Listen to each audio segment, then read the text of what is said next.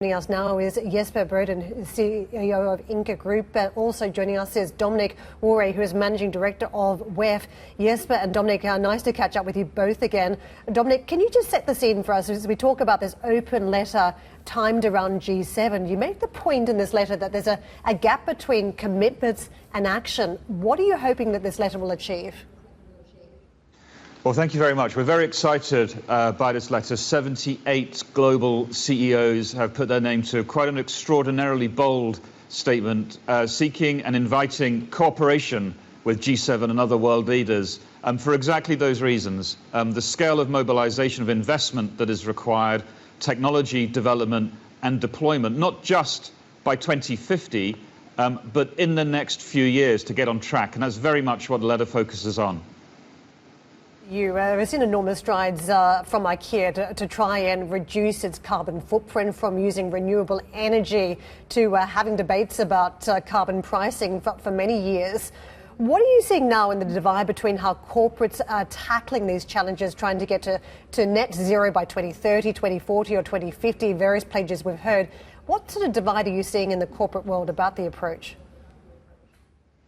So I think we are high speed on the way to a new world order. And we have to acknowledge that we are standing on one hand in a pandemic crisis that is hitting everybody.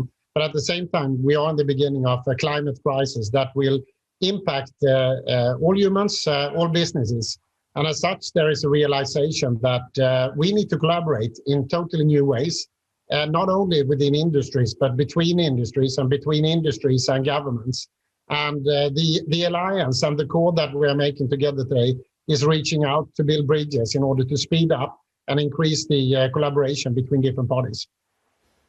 Yes, but clearly the approaches that we've taken so far that have been market focused don't seem to be working. We've had carbon pricing for decades now, and you could argue that it's no more successful at this stage than it was when it first came into being. One of the new ideas that the EU is kicking around, and we're seeing this echoed in the UK, is the idea of a carbon border tax. But obviously that would impact a business like IKEA that moves product around the world. Do you think it's a good idea? If so, why? If not, why not? Well, to start with, I think the aspect of resolving the climate crisis is we tend to look for the silver bullet, but actually, in fact, it is a jigsaw puzzle of a lot of activities that needs to happen. To start with, we need to acknowledge, each company needs to acknowledge that you need to start with your own impact, your own footprint. So we address the right root causes of CO2 footprint, for instance. When it comes to taxation, I would say it's the whole systematic change that we're into, all of us, needs to be able to promote fast tracking reduction.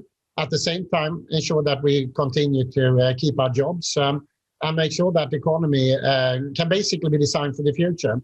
And as such, many of us believe incentivizing the change is probably the most powerful. I would say most CEOs out there would ask for harmonization of taxation, whatever the taxation should be. And there are some successful also aspects of taxations in the past. So the question is more, what are the key activities that together need to play out in order for us to already by 2030, not 40 or 50, but by 2030, make sure that we have the footprint that we stand with today. And I might also say that we are optimistic. There are already solutions. There are already proof points out there. So a lot of what we need to do is to get together and make sure we can scale the innovations and the solutions that's already out there.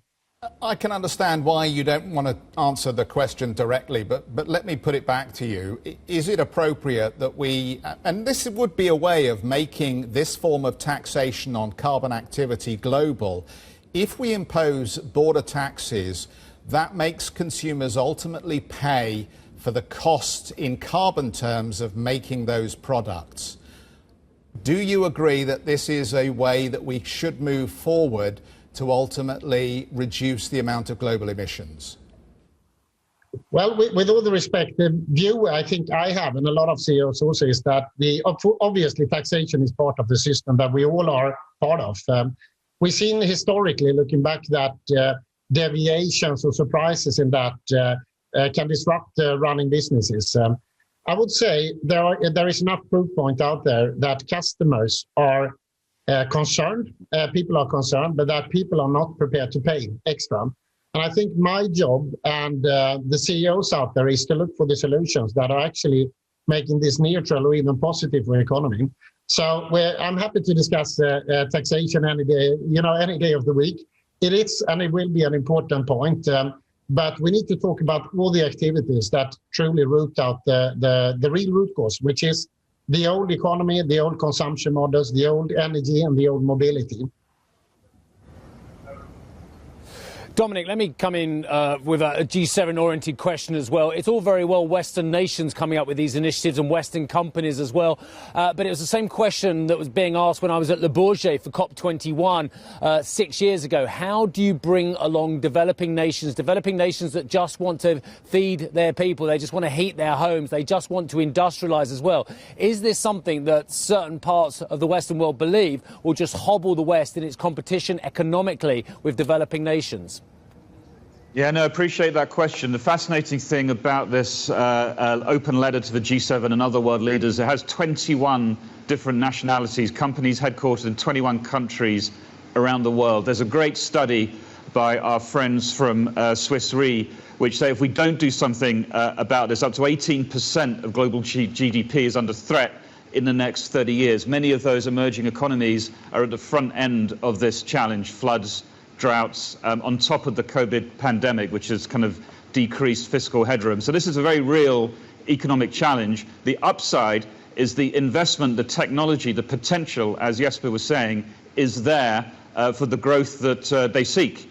So in fact, this is not really so much a kind of West wins, others lose. It's a global economy that becomes more resilient and everyone wins. To your point, earlier about the tax thing, there's a fascinating report from our colleagues from Boston Consulting Group. It tells us that 8 supply chains around the world account for more than 50% of global greenhouse gas emissions.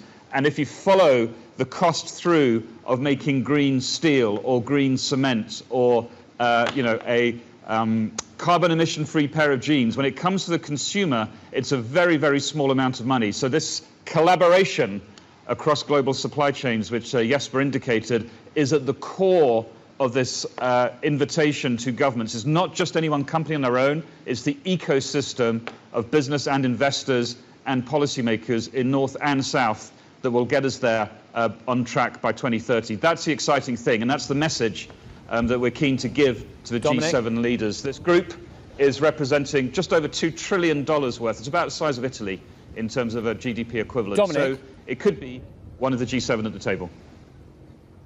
Yeah, but we've got to pay for it. And this is what I worry about. Global debt levels, global corporate debt levels, sovereign debt levels, anywhere you want to look, Dominic, we've done this at WEF many times, you know this, are absolutely stratospheric. Not only have we got to pay for our own recovery in the worst, but we're also being asked now, if I read Boris Johnson and Joe Biden right, we're also going to have to support financing the developing world as well. I don't know where all this money is going to come from, Dominic. That's the point of the public-private collaboration. If you check out the letter, it's fascinating because it also calls out the issue of fossil fuel subsidies. There's money from the public going into some of the wrong things rather than the right things. And this rebalancing is all part of the approach that is required. If you look at folks like the World Bank and others, they're working hard to try and look at how we kind of correct those subsidies, add that to the technology investment that is required. Check out something called the Glasgow Financial Alliance for Net Zero. It's a funny acronym, GFANZ. It's for the COP26. That's 170 financial institutions, asset owners, asset managers, insurers, $70 trillion of revenue under management, all committed to net zero, many of whom are in this letter. They're ready and willing to go with that investment flow, including to emerging economies. It's the public and private bit to buy down that risk, to get the money in. So we're at that tipping point. It's a pretty exciting time. Great to have both of you with us. Thanks so much for helping on the discussion. Jesper Brodin, the CEO of the Ingar Group, and Dominic Waughray, Managing Director of the World Economic Forum.